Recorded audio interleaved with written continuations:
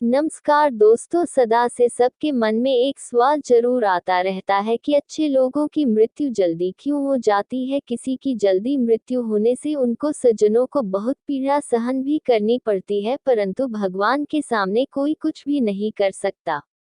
अक्सर ये देखा जाता है कि अच्छे से और धर्म से चलने वाले लोगों की मृत्यु अक्सर जल्दी ही हो जाती है। आइए जानते हैं इस सवाल का जवाब। स्वागत है हमारे चैनल ज्योतिष ज्ञान में। शास्त्रों में तो बताया गया है कि कलयुग में लोगों की उम्र 20 साल ही रह जाएगी और कलयुग का अंत होते इंसान की औसतन उम्र 12 साल ही रह जाए। मित्रों, ये बात तो हम सब लोग जानते ही है कि जिसने इस धरती पर जन्म लिया है उसकी मृत्यु निश्चित है, और अगर हम सनातन धर्म के अनुसार चले तो इसकी एक मान्यता के अनुसार बच्चे के जन्म की छठी राखी ब्रह्मा जी उसकी किस्मत लिख देते हैं, जिसमें उसके आने वाले कल जैसे विवाह, पढ़ाई, नौकरी और जीवन में घटित होने वाली घटनाएं, यहाँ तक कि मृत्यु की तारीख तक शामिल होती है। ये निर्णय तो भगवान ही करते हैं कि किसकी उम्र कितनी है। इसकी मृत्यु कब होनी है ये तो भगवान ही तय करते हैं। वैसे तो अच्छे लोगों की मृत्यु जल्दी हो जाने के पीछे कई कारण हैं, लेकिन पहला कारण समझने के लिए आपको ये जानना होगा कि हम जो कुछ भी इस जन्म में करते हैं उसका जवाब हमें ऊपर यमराज को देना होता है।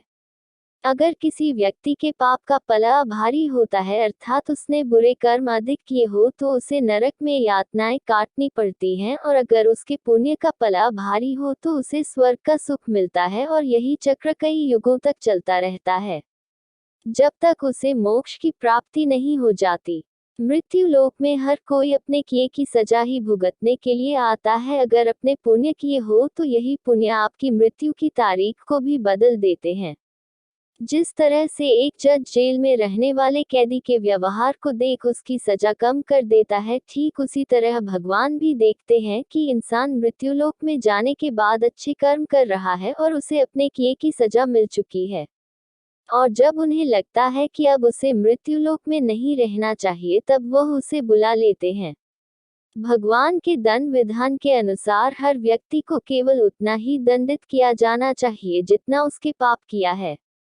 अब क्योंकि अच्छे लोगों के पाप कर्म बुरे लोगों के पाप कर्मों की तुलना में अधिक होते हैं, इसलिए अच्छे लोग अपने पापों का फल जल्दी ही भुगत लेते हैं। हिंदू धर्म में मान्यता है कि भगवान हर अच्छे आदमी को किसी न किसी उद्देश्य के साथ ही इसे मृत्युलोक में भेजते हैं, और भगवान का अपना अवतार उन्हीं उद्देश्यों में शामिल है। इसीलिए जब वह उद्देश्य जल्दी पूरे हो जाते हैं तब भगवान उन्हें वापस बुला लेते हैं। अर्थात अच्छे लोगों की मृत्यु उनके अच्छे कर्मों पर ही निर्भर करती है। इसके अलावा आपको ये भी बता दूं कि जो लोग ये कहते हैं कि मरने के बाद इंसान खाली हाथ जाता है, उन्हें ये जान लेना चाहिए कि 3 चीजें ऐसी हैं जो मरने के बाद भी उसके साथ जाती है। एक है संचित कर्म, दूसरा है स्मृति और तीसरी है जागृति। इसीलिए आप किसी से ये मत कहना कि आप खाली हाथ आए थे और खाली हाथ जाएंगे। क्या आपने कभी एकांत में ये सोचा है कि आपको यह मानव जीवन क्यों मिला है? तो दोस्तों, महाभारत में युधिष्ठिर महाराज के प्रश्न के उत्तर में भीष्म पितामह ने कहा था कि मनुष्य से बढ़कर कोई भी जी नहीं है। आपको ये जानकर आश्चर्य होगा कि 84 लाख योनियों के बाद हमें मनुष्य जीवन मिलता है, और संसार के सभी प्राणियों में मनुष्य ही सबसे श्रेष्ठ है। उसने भगवान ने सोचने समझने की शक्ति दी है। इसकी वजह है मनुष्य में सत्य एवं असत्य का विवेक कराने वाली हमारी बुद्धि का होना जरूरी होता है। लेकिन इस धरती पर हम दुनियादारी के चक्र में कुछ इस तरह फंस जाते हैं कि हमारी बुद्धि सीमित दायरे में ही सिमटकर रह जाती है। हम बस खाने पहनने, शरीर सुखों और पैसे के पीछे भागते हैं। हम सांसारिक सुखों को ही सब कुछ मानकर उसमें लिप्त रहने में ही अपना सौभाग्य और अपने जीवन की सफलता समझते हैं। सच्चाई यह है कि हमें सामान्य मानव जीवन के उद्देश्य की पूर्ति के लिए निरंतर प्रयास करते रहना चाहिए। ये सच है कि अपने और अपने परिवार का भरण पोषण की जिम्मेदारी हमारी है और हमें इसे हर हाल में निभाना चाहिए। लेकिन क्या आपको यह मालूम है कि आप कहां से आए हैं और आपको कितने दिनों तक या कितने सालों तक इस जगत में रहना है और आपकी मंजिल क्या है? तो इन प्रश्नों के उत्तर में ज्यादातर लोग यही कहते हैं कि पता नहीं, ऐसे लोग बड़े ही अजीब होते हैं। वह यात्रा तो कर रहे होते हैं और यात्रा के संबंध में उन्हें कुछ जानकारी नहीं होती। उन्होंने मानव जीवन पाया है लेकिन उन्हें अपने जीवन का लक्ष्य मालूम नहीं होता। हमारे आपके जीवन का मतलब है एक उद्देश्य खोज लेना और अपने भीतर शांत रहना। कहा गया है कि मनुष्य आनंद लोक का वासी है और आनंद के परम धाम तक पहुंचना ही उसके जीवन का मात्र लक्ष्य भी है। इसलिए मनुष्य को इस संसार की मृग मरीचिका से निकलकर भव्य जीवन की प्राप्ति के लिए साधना के मार्ग को अपनाकर अपने गंतव्य को पहचानना चाहिए। इसी तरह दोस्तों, श्रीमद् भगवद गीता में भी भगवान श्री कृष्ण कहते हैं कि यह एक आध्यात्मिक और ईश्वरीय जीवन का पद है जिसे प्राप्त करके मनुष्य मोहित नहीं होता। अगर कोई जीवन के अंतिम समय में भी इस तरह की स्थिति में हो तो वह भगवत धाम में प्रवेश कर जाता है। मनुष्य कृष्ण भावनामृत या दिव्य जीवन को एक क्षण में तुरंत प्राप्त कर सकता है और हो सकता है कि उसे लाखों जन्मों के बाद भी ये प्राप्त न हो।